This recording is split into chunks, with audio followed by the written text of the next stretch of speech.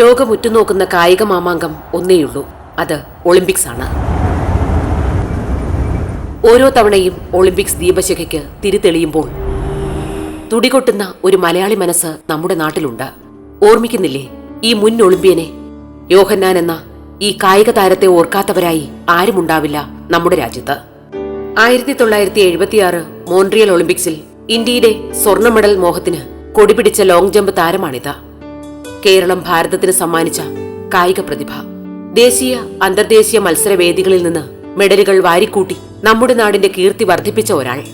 അതെ, ഇത് മലയാളികളുടെ ഹൃദയങ്ങളിൽ സുവർണ ലിപികളിൽ എഴുതി വച്ചിട്ടുള്ള പേരുകാരൻ, ഈ രാജ്യത്തിന്റെ ആകെ അഭിമാന താരം, സാക്ഷാൽ TC യോഹന്നാൻ. ഞാൻ ജനിച്ചതും വളർന്നതും കൊയിലോൺ ഡിസ്ട്രിക്റ്റിലെ മാറനാട് എന്ന് പറയുന്ന ഒരു വില്ലേജിലാണ്.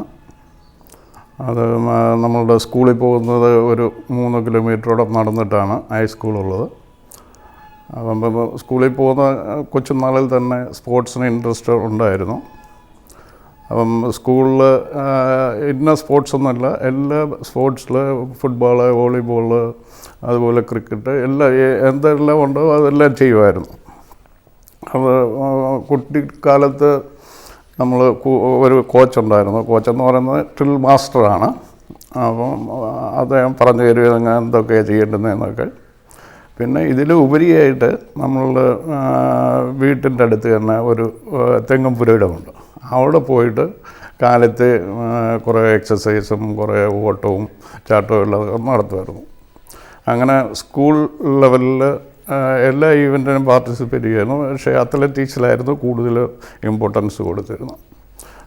സ്കൂളിൽ പഠിക്കുന്ന കാലത്ത് തന്നെ ഡിസ്ട്രിക്ട് ലെവൽ വരെ സ്പോർട്സ് ചെയ്തിട്ടുണ്ട്. സ്പോർട്സ് ചെയ്യാനുള്ള കാര്യം തന്നെ എൻ്റെ ഫാദർ മുഖാന്തരമാണ്. അപ്പോൾ ഞങ്ങൾ സ്കൂളിലോട്ട് പോകുന്ന വഴിയിൽ ഒരു ചെറിയ സ്ട്രീം എന്ന് വെച്ചാൽ ഈ തോടെന്ന് പറയത്തില്ല, ചെറിയ തോട്, മഴക്കാലത്ത് മാത്രം വെള്ളമുള്ളതും മഴക്കാലം അല്ലെങ്കിൽ വെള്ളം പറ്റുന്ന ഒരു സ്റ്റേജിലുള്ള ഒരു തോടുണ്ട്. അപ്പോൾ ഒരു ദിവസം ഒരു നാരങ്ങ വെള്ളത്തിന് വേണ്ടി ഞങ്ങൾ ബെറ്റ് ചെയ്തു. ഞാൻ ജമ്പ് ചെയ്തു വെള്ളത്തിൽ വീണു. എന്നിട്ട് പുസ്തകമെല്ലാം നനഞ്ഞ് തിരിച്ച് വീട്ടിൽ പോയി. ഇപ്പോൾ ഫാദർ ചോദിച്ചു എന്താ സംഭവിച്ചതെന്ന് ചോദിച്ചു. ഉള്ള കാര്യം പറഞ്ഞു. ഫാദർ കൊണ്ടുചെന്ന് ആ സ്ഥലത്ത് കൊണ്ടുചെന്ന് അത് ക്ലിയർ ചെയ്യുന്നവർ എന്നെ കൊണ്ട് ജമ്പ് ചെയ്യിച്ചു. അപ്പം that inspiration I got from my father. അവിടെ നിന്നാണ് ഈ സ്പോർട്സിനോട്ടുള്ള താല്പര്യം കൂടുന്നത്. കുട്ടിക്കാലത്തെ സ്പോർട്സിനോട് ഇഷ്ടം കൂടിയിരുന്നെങ്കിലും അന്നൊന്നും ആ മേഖലയിൽ ഒരു വലിയ ആളാകണമെന്ന് യോഹന്നാൻ ആഗ്രഹിച്ചിരുന്നില്ല. ഓട്ടവും ചാട്ടവും മത്സരവും എല്ലാം കൊച്ചുബാലന് കായിക വിനോദങ്ങൾ മാത്രമായിരുന്നു.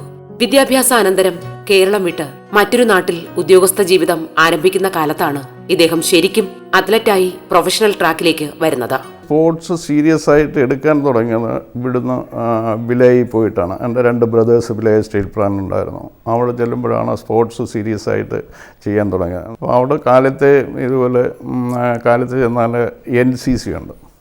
അപ്പോൾ ഞാനിവിടെ സ്കൂളിൽ NCC ഒക്കെ ചെയ്തിട്ടാണ് പോയിരിക്കുന്നത്. അപ്പോൾ ഞാൻ നമ്മുടെ ഇൻസ്ട്രക്ടറോട് പറഞ്ഞു, ഞാൻ ഇതെല്ലാം ചെയ്തതാണ്, എനിക്ക് അത്രയും സമയം 1.5 മണിക്കൂർ കിട്ടും, അത്രയും ടൈം അത്ലറ്റിക്സിന് പ്രാക്ടീസ് ചെയ്യാനുള്ള സമയം തരണം. അപ്പോൾ അത് കേട്ടിട്ട് അങ്ങനെയാണ് സ്പോർട്സ് അത്ലറ്റിക്സ് റെഗുലർ പ്രാക്ടീസ് തുടങ്ങുന്നത്. ഞാൻ ഈ വില്ലേജ് സ്റ്റീൽ പ്ലാന്റിൽ പഠിക്കുന്ന കാലത്ത് തന്നെ അവിടെ സ്റ്റീൽ പ്ലാന്റ് മീറ്റ് ഉണ്ട്. അപ്പം TISCO, IISCO, Indian iron company, Burnpur, Tata steel, അങ്ങനെ ഉള്ള സ്റ്റീൽ പ്ലാന്റുകളിൽ ഒരു മീറ്റ് ഉണ്ടായിരുന്നു. അപ്പം ആ മീറ്റിന് ഞാൻ പ്രിപ്പയർ ചെയ്യുമായിരുന്നു. ഞാൻ ആദ്യത്തെ വർഷം തന്നെ സ്റ്റീൽ പ്ലാന്റ് മീറ്റിൽ, ഓൾ ഇന്ത്യ സ്റ്റീൽ പ്ലാന്റ് മീറ്റിൽ. അപ്പം അവർ പിന്നെ അതിനോട് കൂടിയാണ് റെഗുലർ പ്രാക്ടീസ്. 1969 ഞാൻ ആദ്യത്തെ ഓപ്പൺ നാഷണൽ അജ്മീർ വെച്ചായിരുന്നു. ലോങ് ജമ്പിനും 4th ഉം 5th ഉം വന്നു. That was my first 1969. അത് കഴിഞ്ഞിട്ട് പിന്നെ റെഗുലർ പ്രാക്ടീസ് ചെയ്തു. 70 ഞാൻ ഒരു ഇൻ്റർനാഷണൽ മീറ്റിന് റത്ത സുഖാൻ ലിറ്റിൽ ഒളിമ്പിക്സ് എന്ന് പറഞ്ഞിട്ട് സിംഗപ്പൂരിൽ സെലക്ട് ചെയ്തയച്ചു. അവിടെ ചെന്നപ്പോൾ ലോങ് ജമ്പിനും ട്രിപ്പിൾ ജമ്പിനും 2ഉം ഫസ്റ്റ് വന്നു. അതാണ് ആദ്യത്തെ ഇൻ്റർനാഷണൽ മീറ്റ്. അത് കഴിഞ്ഞിട്ടാണ് നമ്മൾ ആക്ച്വലി പ്രാക്ടീസ് ചെയ്യാൻ തുടങ്ങിയ ഹാർഡ് വർക്ക് തുടങ്ങിയത് അത് കഴിഞ്ഞിട്ടാണ്. അപ്പോഴത്തേക്ക് ആണ് നമ്മൾ എനിക്ക് 3-4 അപ്പോയിൻമെൻറ്റ് ലെറ്റേഴ്സ് കിട്ടി. റെയിൽവേസ്, പിന്നെ ടിസ്കോ, പിന്നെ Indian iron company, Burnpur, Tata engineering, ഇങ്ങനെ അവസാനം ഞാൻ ഈ മെക്കാനിക്കൽ എഞ്ചിനീയറിംഗ് ഡിപ്ലോമ ചെയ്തുകൊണ്ട് ഞാൻ ടെൽക്കോയിൽ ടാറ്റയിൽ ജോയിൻ ചെയ്തു.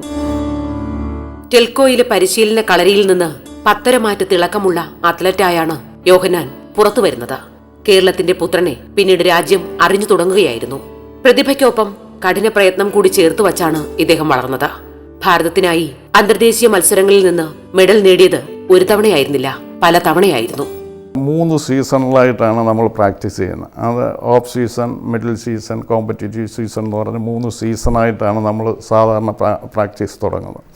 അത് ഈ ഓഫ് സീസൺ എന്ന് വെച്ചാൽ നമ്മൾ ഇപ്പം ഒരു ബിൽഡിങ് വെക്കണമെങ്കിൽ അതിന് നമുക്ക് ഫൗണ്ടേഷൻ സ്ട്രോങ് ആയിരിക്കണം.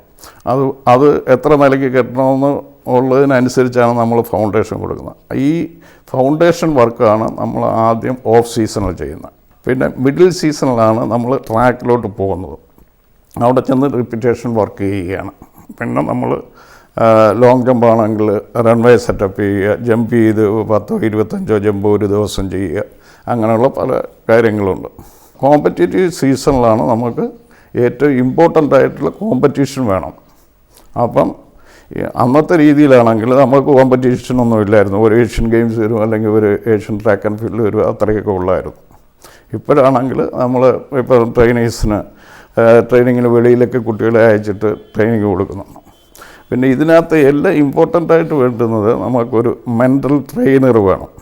അവർ നമ്മൾ കാലത്തെ വന്ന് വിളിച്ചു കൊണ്ടുപോയി ട്രെയിനിങ് ആണെങ്കിൽ ട്രെയിനിങ് ചെയ്യിപ്പിക്കും. അല്ലെങ്കിൽ ഇപ്പം നമുക്ക് സാൻ ട്രെയിനിങ് ആണ്, അത് ഷെഡ്യൂളിൽ എഴുതിയിട്ടുണ്ട് നമുക്ക് ഓരോ ദിവസവും ചെയ്യേണ്ടുന്ന വർക്കൗട്ട്. അതനുസരിച്ച് നമ്മൾ കൊണ്ടുപോയി വിളിച്ചുകൊണ്ട് വന്ന് പൾസ് റേറ്റും അതും ഇതൊക്കെ നോക്കിയെല്ലാം ചെയ്യും. അപ്പോൾ അതിനകത്ത് ഏറ്റവും ഇമ്പോർട്ടൻ്റ് ആയിട്ടുള്ളത് നമ്മൾ കമ്പൽസറി ആയിട്ട് ആരും പറഞ്ഞ് ചെയ്യിക്കാനുള്ളതാണ്. നമുക്ക് തന്നെ തോന്നണം ഇത് ചെയ്യണം, you should have some ambition to do it. എങ്കിൽ മാത്രമേ നമുക്ക് സ്പോർട്സിൽ വളരാൻ പറ്റുള്ളൂ.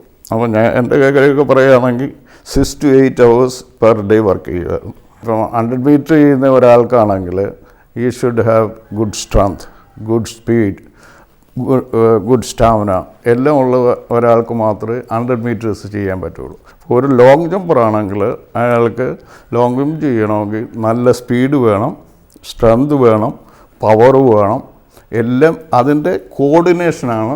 ഈ എയറിൽ വെച്ച് നമുക്ക് ഒരുപാട് കാര്യങ്ങൾ ചെയ്യാനുണ്ട്. അതിൻ്റെ എല്ലാം കൂടെ കോർഡിനേഷനാണ് ലോങ് ജമ്പ് എന്ന് പറയുന്നത്.